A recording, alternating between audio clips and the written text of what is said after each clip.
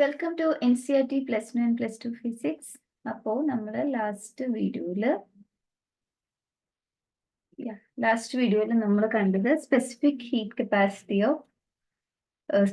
Capacity ആയിരുന്നു കണ്ടത്. അപ്പോൾ ഇത് നിങ്ങളുടെ ടെക്സ്റ്റ് ബുക്കിലെ സമ്മറിയിലെ 4th and 5th പോയിന്റ്സ് ആണ് നമ്മൾ ഡിസ്കസ് ചെയ്തത്. Specific heat capacity of a substance is defined by S equal to 1 by m into delta Q by delta T, where m is the mass of the substance, delta Q is the heat required to change its temperature by delta T.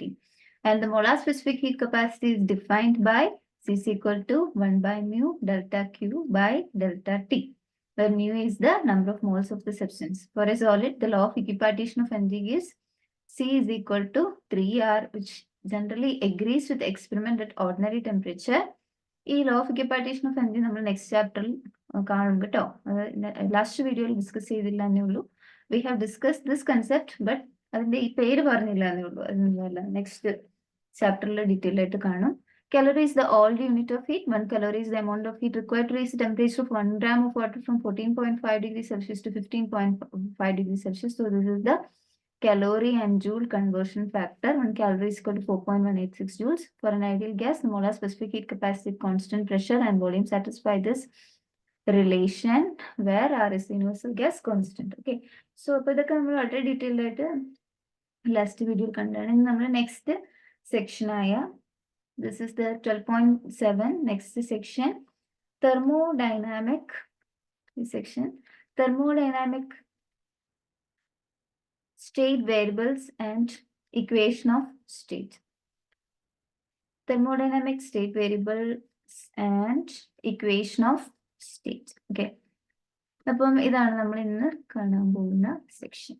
Okay, ഈ വീഡിയോയിൽ കാണാൻ പോകുന്ന section. Okay, so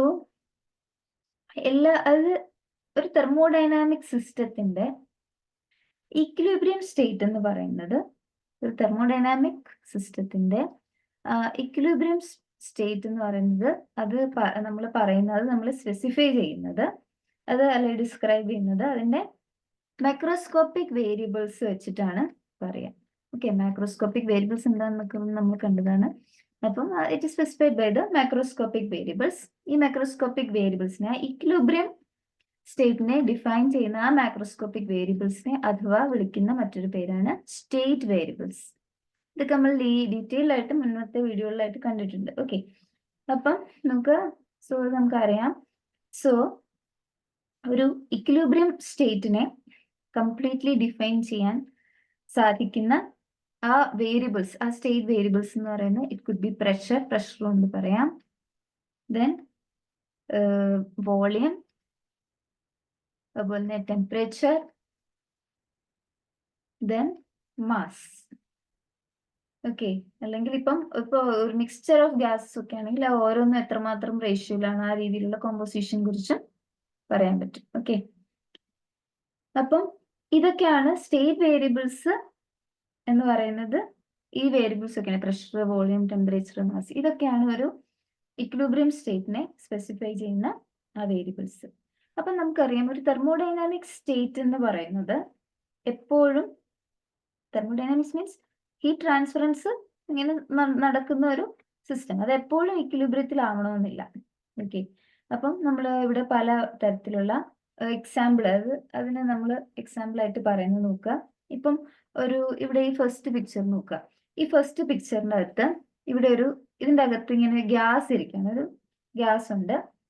അപ്പം അത് expand ചെയ്യുക, അത് ഈ ഒരു പിസ്റ്റൺ മൂവ് ചെയ്യിപ്പിച്ച് കഴിഞ്ഞാൽ എന്ത് പറ്റും? ഇവിടെ മാത്രം കൺഫൈൻ ചെയ്തിരിക്കുന്ന ഈ ഗ്യാസ് ഇങ്ങനെ ഫ്രീലി ഇവിടെ കംപ്ലീറ്റ് ആയിട്ട് ആ കണ്ടെയ്നർ എന്ന് പറയുന്നത് എക്സ്പാൻഡ് ചെയ്യും. ഓക്കെ, അതിപ്പോ നമ്മൾ ഈ പാർട്ടീഷൻ, ഇവിടെ ഒരു പാർട്ടീഷൻ ഉണ്ട്. Okay, so not considered as a partition. അപ്പൊ ഈ പാർട്ടീഷൻ പെട്ടെന്ന് റിമൂവ് ചെയ്യുകയാണെങ്കിൽ എന്ത് പറ്റും? ഇതിന്റെ അകത്തെ ഉള്ളിൽ ഇതിന്റെ അകത്തുള്ളത് ഗ്യാസ് ആണ്. ഗ്യാസ് എന്ന് പറയുന്നതിന്റെ ഫ്രീ എക്സ്പാൻഷൻ നടക്കും. അത് കംപ്ലീറ്റ് ആയിട്ട് ആ സ്പേസിനെ ഫില്ല് ചെയ്യും. അപ്പൊ ഇങ്ങനെ റാപ്പിഡ് ആയിട്ടുള്ള ഒരു എക്സ്പാൻഷൻ, അങ്ങനെ പെട്ടെന്ന് ഗ്യാസ് എക്സ്പാൻഡ് ചെയ്യുമ്പോഴത്തേക്കും ഈ ഗ്യാസിന്റെ പ്രഷർ എന്ന് പറയുന്നത് ഒരു കാരണവശാലും ഒരേപോലെ ആയിരിക്കത്തില്ല എല്ലാ ഭാഗത്തും. എല്ലാ സ്ഥലത്തെയും പ്രഷർ അത് ഈക്വൽ ആകത്തില്ല ഈ ഭാഗത്ത്. അതുപോലെ തന്നെ ഇപ്പൊ നോക്കുക, ഈ ഒരു പിക്ചറിന്റെ അകത്ത്, ഈ സെക്കൻഡ് പിക്ചർ നോക്കുവാണെങ്കിൽ ഇതിന്റെ അകത്ത് ഒരു മിക്സ്ചർ ഓഫ് ഗ്യാസസ് ആണ് ഉള്ളത്. ഓക്കെ, അപ്പൊ ആ മിക്സ്ചർ ഓഫ് ഗ്യാസസ് പെട്ടെന്ന് എന്തെങ്കിലും ഒരു എക്സ്പ്ലോസീവ് ആയിട്ടുള്ള ഒരു കെമിക്കൽ റിയാക്ഷൻ സംഭവിക്കാന്ന് വിചാരിക്കാം.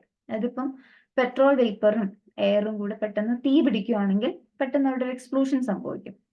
അപ്പൊ എന്ന് പറഞ്ഞാൽ അതും എന്താണ്, it is also not an equilibrium state.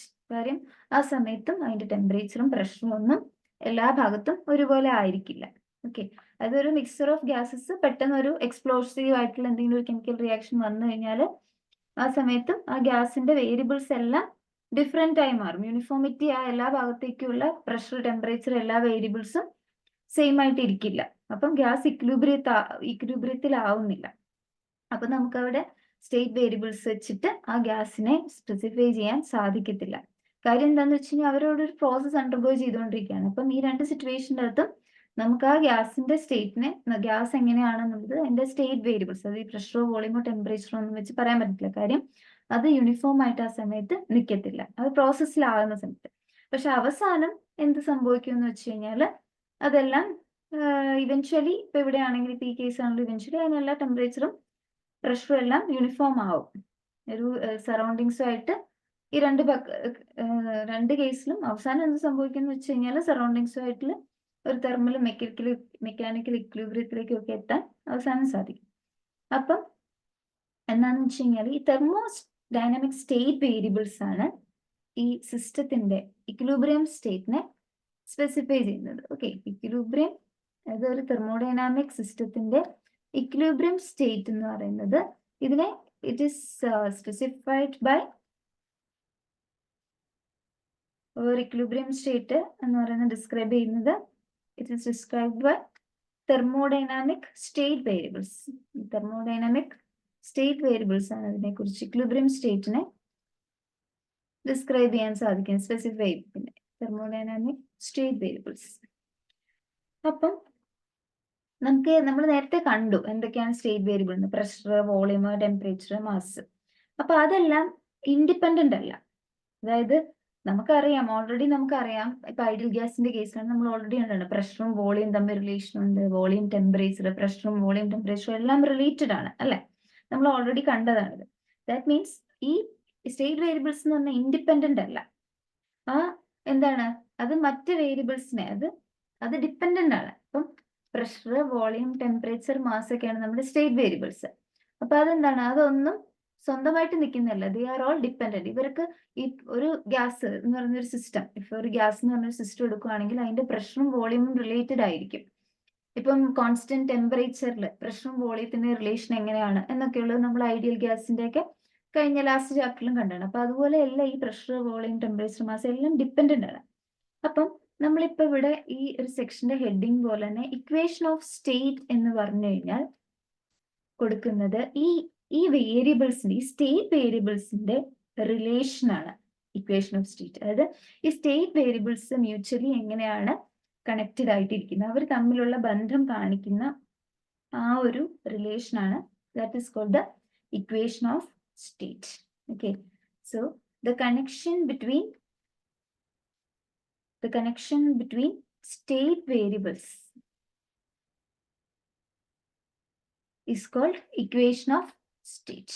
അപ്പൊ അതിനെയാണ് നമ്മൾ ഇക്വേഷൻ ഓഫ് സ്റ്റേറ്റ് എന്ന് പറയുന്നത്. ഈ സ്റ്റേറ്റ് വേരിയബിൾസ് തമ്മിലുള്ള ബന്ധം എങ്ങനെയാണ്, അതാണ് ഇക്വേഷൻ ഓഫ് സ്റ്റേറ്റ്. ഇപ്പം ഐഡിയൽ ഗ്യാസിലാണെങ്കിൽ, in the case of ideal gas നമ്മൾ ഓൾറെഡി കണ്ടതാണ് the relation connecting pressure, volume and temperature. That is and മാസിന് വരെ നമ്മൾ ഐഡിയൽ ഗ്യാസിന് മ്യൂവിലാണ് എക്സ്പ്രസ് ചെയ്യുക, മാസിന് വരെ മ്യൂ ഇടും. അപ്പം അത് നമ്മൾ ഓൾറെഡി കണ്ടതാണ്. For the ideal gas this equation of state എന്ന് പറയുന്നതാണ് ഐഡിയൽ ഗ്യാസ് ഇക്വേഷൻ.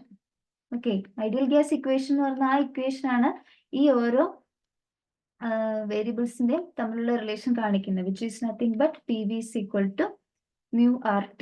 ഇതാണ്. സോ ഈ സ്റ്റേറ്റ് വേരിയബിൾസ് തമ്മിലുള്ള ബന്ധം സൂചിപ്പിക്കുന്ന ആ ഒരു റിലേഷനെയാണ് ഇക്വേഷൻ ഓഫ് സ്റ്റേറ്റ് എന്ന് പറയുന്നത്.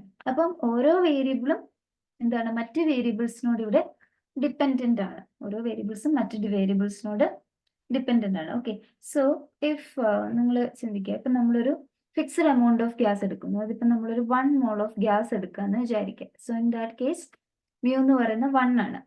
അപ്പൊ നമ്മളുടെ ഇക്വേഷൻ എന്തായി, PV is equal to mu RT will become PV is equal to RT.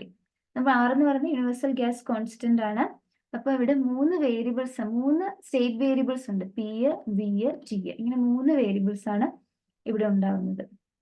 അപ്പം ഇതിൽ എങ്ങനെയാണ് ഇതിന്റെ ഒരു റിലേഷൻ എന്ന് വെച്ച് കഴിഞ്ഞാല്, എപ്പോഴും ഈ 3 ഇപ്പൊ ഇതിന്റെ അകത്ത് 3 വേരിയബിൾ ഉണ്ടെങ്കിൽ അതിന്റെ അകത്ത് 2 എണ്ണം ഇൻഡിപെൻഡന്റ് വേരിയബിൾ ആയിരിക്കും. ഓക്കെ, 2 എണ്ണം ഇൻഡിപെൻഡന്റ് വേരിയബിളും എന്താണ്, മറ്റേതാണ് ഒരു ഡിപ്പെൻഡന്റ് വേരിയബിളും ആയിട്ടാണ് ഇരിക്കുക. ഒരാള് മറ്റു 2 പേരെയും ഡിപ്പെൻഡ് ചെയ്തിരിക്കുക, അങ്ങനെ ആയിരിക്കും വരിക. അതായത് ഇൻഡിപെൻഡന്റ് ആയിട്ടുള്ള variable either in this case പിയും വിയും ഇൻഡിപെൻഡന്റ് വേരിയബിൾ ആവാം, അല്ലെങ്കിൽ ടിയും വിയും ഇൻഡിപെൻഡന്റ് വേരിയബിൾ ആവാം. അത് പിയും വിയും ഇൻഡിപെൻഡന്റ് വേരിയബിൾ ആവുക എന്ന് വെച്ച് കഴിഞ്ഞാല് അവരുടെ വേരിയേഷൻ എന്താണ്, ഒരേപോലെ നടക്കും. ഇൻ ദാറ്റ് കേസ് അവരുടെ ഇൻഡിപെൻഡന്റ് വേരിയബിൾ ആയിട്ട് അവരുടെ വേരിയേഷന് എന്താണ്, അതിനനുസൃതമായിട്ട് ഈ ഒരു സിസ്റ്റം തെർമോഡൈനാമിക് ഇക്വിലിബ്രിയത്തിലേക്ക് എത്തേണ്ടി വരും. അതർവൈസ് ടിയും വിയും ആയിരിക്കും ഇൻഡിപെൻഡന്റ് വേരിയബിൾ. അത് അതിന്റെ വേരിയേഷൻ എന്ന് പറയുന്നത് ഇപ്പം പ്രഷർ എന്ന് പറയുന്നതിനോട് ബന്ധമില്ലാതിരിക്കും. ഓക്കെ, ആ ഒരു രീതിയിൽ. അപ്പൊ അങ്ങനെ ആയിരിക്കും വരിക. സോ ഈ ഇപ്പൊ ഒരു ഫിക്സഡ് ടെമ്പറേച്ചറിന്റെ കേസ്, ഇപ്പം ടെമ്പറേച്ചർ ഫിക്സ്ഡ് ആയിരിക്കുകയാണെങ്കിൽ, ഓക്കെ, കുറച്ച് ടേംസ് ആണ് ഇവിടെ പറയുന്നത്. ഇപ്പൊ ഫിക്സഡ് ടെമ്പറേച്ചർ, ഈ ഒരു ഫിക്സഡ് ടെമ്പറേച്ചറിൽ ഒരു പ്രോസസ്സ് നടക്കുകയാണെങ്കിൽ, അങ്ങനെ ഒരു പ്രോസസ്സിന്റെ അകത്ത് പ്രഷർ വേഴ്സസ് വോളിയം കർവിനെ നമ്മൾ വിളിക്കുന്ന പേരാണ് pressure versus volume graph. Okay, അല്ലെങ്കിൽ പ്രഷർ വേഴ്സസ് വോളിയം കർവിനെ വിളിക്കുന്ന പേരാണ് ഐസോതെർം. ഇപ്പൊ ഒരു പ്രോസസ് എന്ന് പറയുന്നത് if it is taking place at fixed ടെമ്പറേച്ചറിലാണ് ഒരു പ്രോസസ്സ് നടക്കുന്നതെന്ന് വിചാരിക്കുക. ഇൻ ദാറ്റ് കേസ് ഫിക്സഡ് ടെമ്പറേച്ചറിൽ നടക്കുന്ന പ്രോസസ്സിനാണ് ഐസോതെർം എന്ന് വിളിക്കുക. അപ്പം ടെമ്പറേച്ചർ ഫിക്സ്ഡ് ആവുക മീൻസ് പിന്നെ അതിൻ്റെ അകത്ത് വരുന്ന വേരിയബിൾ ആയിട്ട് വരുന്ന ഏതൊക്കെയായിരിക്കും, പ്രഷറും വോളിയവും ആണ്. അപ്പം പ്രഷർ, ഇൻ ദിസ് കേസ് പ്രഷറും വോളിയവും എന്താണ്, അതിൻ്റെ അകത്ത് ഇൻഡിപെൻഡന്റ് വേരിയബിൾ ആവും. അതനുസൃതമായിട്ട് ഇൻഡിപെൻഡന്റ് ആയിട്ട് വേരി ചെയ്തുകൊണ്ടിരിക്കും പ്രഷർ ഫിക്സ്ഡ് ആണെങ്കിൽ. അപ്പം അങ്ങനത്തെ പ്രോസസ്സിനാണ് ഐസോതെർം എന്ന് വിളിക്കുക. ഓക്കെ, അപ്പം ഈ ഇപ്പൊ നമ്മളിവിടെ പറഞ്ഞത് എന്താണ്, റിയൽ ഗ്യാസ് ഇക്വേഷൻ ആണ്. നമ്മളിവിടെ P V is equal to mu R T എന്ന് പറഞ്ഞത് that is for an ideal gas, equation of state for an ideal gas ആണ് ഇവിടെ നമ്മൾ പറഞ്ഞ P V is equal to mu R T. ഇപ്പൊ നമ്മുടെ റിയൽ ഗ്യാസസ് എന്ന് പറയുന്നത് എന്താണ്, ഐഡിയൽ ഗ്യാസ് എന്ന് പറയുന്നത് ഐഡിയൽ ഗ്യാസ് ഇക്വേഷൻ ഉപയോഗിക്കുന്ന ഈ ഒരു എന്താണ്, ഇതാണ് ഗ്യാസ് ആണ് ഐഡിയൽ ഗ്യാസ്. പക്ഷെ റിയൽ ഗ്യാസിന്റെ എന്താണ്, റിയൽ ഗ്യാസിന്റെ ഈ ഇക്വേഷൻ ഓഫ് സ്റ്റേറ്റ് എന്ന് പറഞ്ഞാൽ കുറച്ചും കൂടി കോംപ്ലിക്കേറ്റഡ് ആയിരിക്കും. ഓക്കെ, അപ്പം ഈ തെർമോഡൈനാമിക് സ്റ്റേറ്റ് വേരിയബിൾസ് എന്ന് പറയുന്നത് തന്നെ ബേസിക്കലി 2 തരത്തിലാണ് ഉള്ളത്. Okay, so thermodynamic state variables 2 തരത്തിലാണ് ഉള്ളത്. അതായത് എക്സ്റ്റെൻസീവ് വേരിയബിളും ഇന്റൻസീവ് വേരിയബിളും ഉണ്ട്.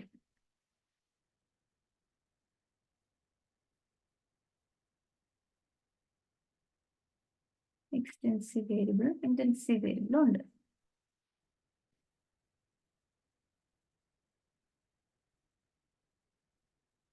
ഓക്കെ, അപ്പം എക്സ്റ്റെൻസീവ് വേരിയബിൾ എന്ന് പറയുമ്പോൾ ഇപ്പൊ തെർമോഡൈനാമിക് സ്റ്റേറ്റ് വേരിയബിൾസ് ഇങ്ങനെ എക്സ്റ്റെൻസീവ് വേരിയബിളും ഉണ്ട്, ഇന്റൻസീവ് വേരിയബിളും ഉണ്ട്. അതായത് ഈ സൈസ് ഓഫ് ദ സിസ്റ്റത്തിന്, അതായത് സിസ്റ്റത്തിന്റെ സൈസിനെ ഇൻഡിക്കേറ്റ് ചെയ്യുന്ന, അത് ഡിപ്പെൻഡ് ചെയ്യുന്ന വേരിയബിൾ ആണ് എക്സ്റ്റെൻസീവ് വേരിയബിൾ. അതായത് സൈസ് ഓഫ് ദ സിസ്റ്റവുമായിട്ട് ഡിപ്പെൻഡൻസ് ഉള്ള വേരിയബിൾ ആണ് എക്സ്റ്റെൻസീവ് വേരിയബിൾ. എന്നാൽ ഇന്റൻസീവ് വേരിയബിൾ എന്ന് പറഞ്ഞു കഴിഞ്ഞാൽ സിസ്റ്റത്തിന്റെ സൈസിനെ ഡിപ്പെൻഡ് ചെയ്യാത്ത വേരിയബിൾസ് ആണ് ഇന്റൻസീവ് വേരിയബിൾ. അപ്പോഴത്തേക്കും അതിനെങ്ങനെയാണ് ഇപ്പൊ നമുക്ക് ഒരു വേരിയബിൾ ഇന്റൻസീവ് ആണോ എക്സ്റ്റെൻസീവ് ആണോ എന്ന് കണ്ടുപിടിക്കുന്നതിന് വേണ്ടിയിട്ട് എന്ത് ചെയ്യാമെന്ന് വെച്ച് കഴിഞ്ഞാൽ, ഇപ്പം ഏതൊരു സിസ്റ്റം ആണെങ്കിലും, ഇപ്പം ഏതൊരു സിസ്റ്റം എടുത്തു കഴിഞ്ഞാലും ആ സിസ്റ്റത്തിനെ ഇപ്പൊ ഇതിന്റെ അകത്ത് ഫുള്ള് ഗ്യാസ് ആണെന്ന് വിചാരിക്കും, ഇതാണ് നമ്മുടെ സിസ്റ്റം എന്ന് വിചാരിക്കാം. അങ്ങനെയാണെങ്കിൽ നമ്മൾ ആ സിസ്റ്റത്തിനെ എന്ത് ചെയ്യുന്ന വെച്ച് കഴിഞ്ഞാൽ, സപ്പോസ് നമ്മൾ ആ സിസ്റ്റത്തിനെ ഈക്വൽ പാർട്സ് ആയിട്ട് ഡിവൈഡ് ചെയ്യുന്നു. അങ്ങനിപ്പം ഇപ്പൊ ഇതൊരു കണ്ടെയ്നറിലെ ഗ്യാസുമായി, ഇതൊരു കണ്ടെയ്നറിലെ ഗ്യാസുമായി. ആദ്യം ഇത് ഫുൾ കണ്ടെയ്നർ ആയിരുന്നു, നമുക്ക് അതിനെ വേണമെങ്കിൽ ഈക്വൽ ആയിട്ട് ഡിവൈഡ് ചെയ്യാം. അപ്പൊ അങ്ങനെ ചെയ്തിട്ട് ഈ ഓരോ ഭാഗത്തിലും എന്താണ് ചേഞ്ച് ചെയ്യാത്ത വേരിയബിൾസ് ഏതൊക്കെയാണ്, അതായിരിക്കും ഇന്റൻസീവ്. ദാറ്റ് മീൻസ് ചേഞ്ച് ചെയ്യാത്തതെന്ന് പറയുന്നത് എന്താ, സൈസിനെ ഡിപ്പെൻഡ് ചെയ്യുന്നില്ല. കാര്യം ഈ ഫുൾ കണ്ടെയ്നർ എടുത്തു കഴിയുമ്പോഴും അത് നമുക്കുള്ളത് ഇതായിരുന്നു. ഓക്കെ, അത് ഈ ഫുൾ കണ്ടെയ്നറിന്റെ അകത്ത് എടുത്തു കഴിയുമ്പോഴും ഈ ചെറിയ കണ്ടെയ്നർ എടുത്തു കഴിഞ്ഞാലും അൺചേഞ്ച്ഡ് ആയിട്ട് നിൽക്കുന്ന വാല്യൂസ് ആണ് ഇന്റൻസീവ് വേരിയബിൾ. സപ്പോസ് നമ്മൾ ഇപ്പം ഇതിൻ്റെ അകത്ത് ഇത് ഫുൾ കണ്ടെയ്നർ ഗ്യാസ്, ഒരു ഗ്യാസ് നിറച്ചൊരു കണ്ടെയ്നർ ആണ്. അപ്പം ഇതിൻ്റെ അകത്ത് ഇപ്പം ഈ ഗ്യാസിന്റെ പ്രഷർ എന്ന് പറയുന്നത് പി ആണെന്ന് വിചാരിക്കാം. ഈ ഫുൾ ഗ്യാസിന്റെ കണ്ടെയ്നർ അതെന്ന് പറയുന്നത് എന്താണ്, അതിന്റെ ഇക്വിലിബ്രിയം സ്റ്റേറ്റിലാണ് നമ്മൾ ഇതിനെ ഡിവൈഡ് ചെയ്യേണ്ടത്. അല്ലാതെ ഏതെങ്കിലും സമയം എന്തെങ്കിലും പ്രോസസ്സ് നടക്കുമ്പോഴുള്ള ഇതിന്റെ ഇക്വിലിബ്രിയം സ്റ്റേറ്റിൽ നമുക്ക് അതിനെ ഡിവൈഡ് ചെയ്തിട്ടാണ് കണ്ടുപിടിക്കുക. അപ്പൊ ഇക്വിലിബ്രിയം സ്റ്റേറ്റിൽ ഈ ഗ്യാസിന്റെ പ്രഷർ എന്ന് പറഞ്ഞാൽ ഇപ്പൊ പി ആണെന്ന് വിചാരിക്കാം.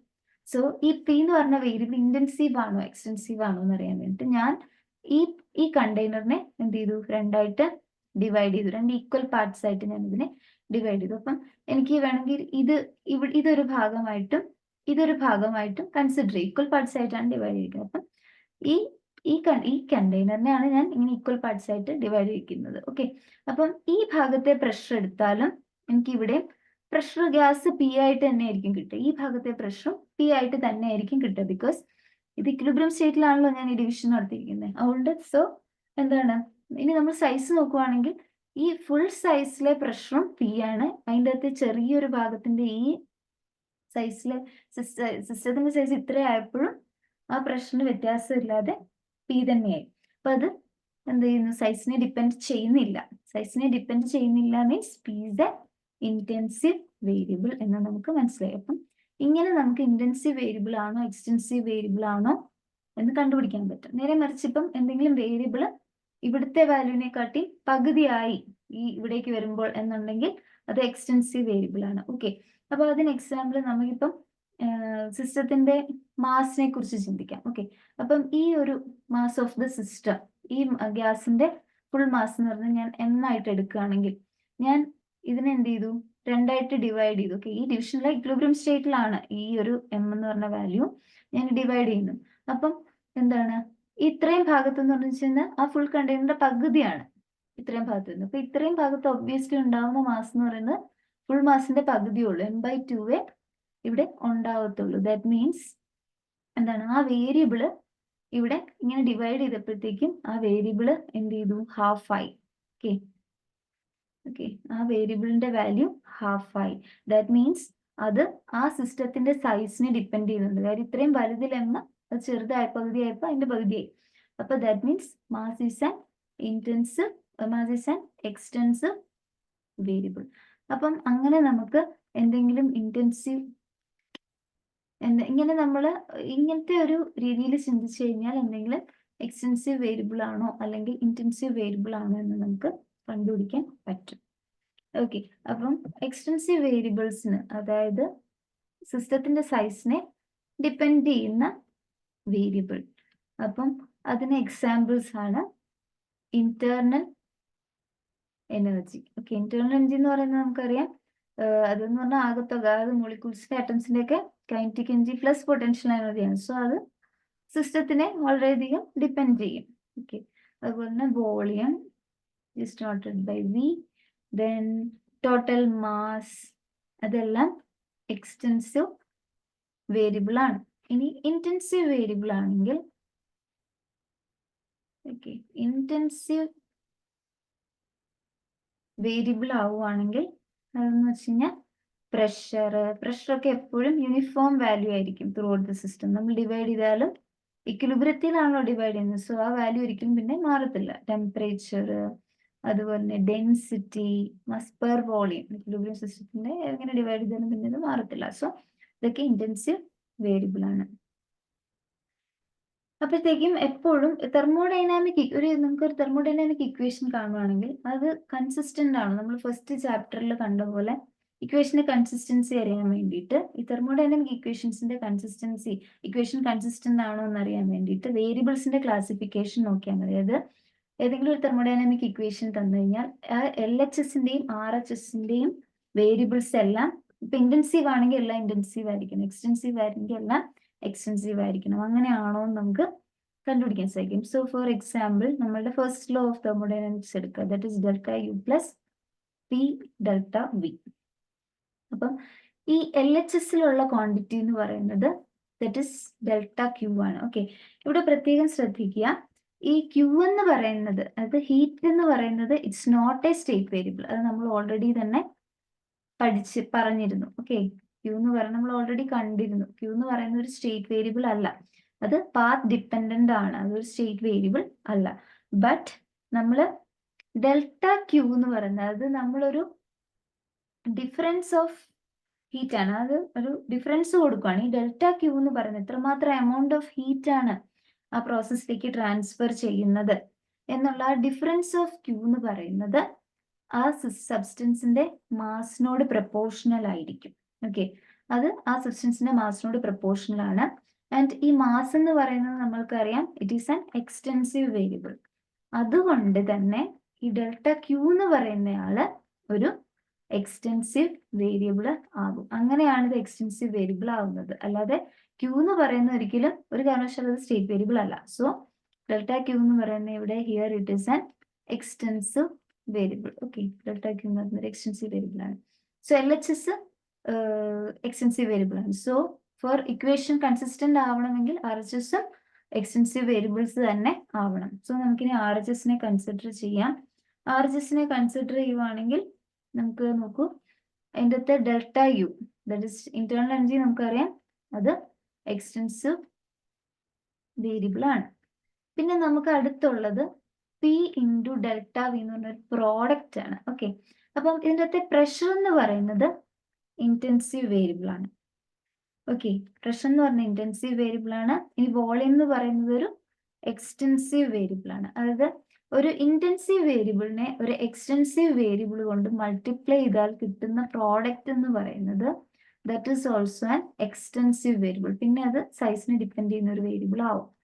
So that is extensive variable. If so, here LHS ഉള്ളത് എല്ലാ എക്സ്റ്റെൻസീവ് വേരിയബിൾ, RHS ഉള്ള രണ്ട് ക്വാണ്ടിറ്റീസ് അതും എക്സ്റ്റെൻസീവ് വേരിയബിൾ. ദാറ്റ് മീൻസ് ഈ LHS RHSന്റെ രണ്ടും എക്സ്റ്റെൻസീവ് വേരിയബിൾ ആയതുകൊണ്ട് നമുക്ക് പറയാൻ സാധിക്കും this thermodynamic equation is consistent എന്ന് നമുക്ക് എഴുതാൻ സാധിക്കും. Okay, so that's it. അപ്പൊ നമുക്ക് നെക്സ്റ്റ് വീഡിയോയിൽ നെക്സ്റ്റ് സെക്ഷൻ നോക്കാം. So thank you.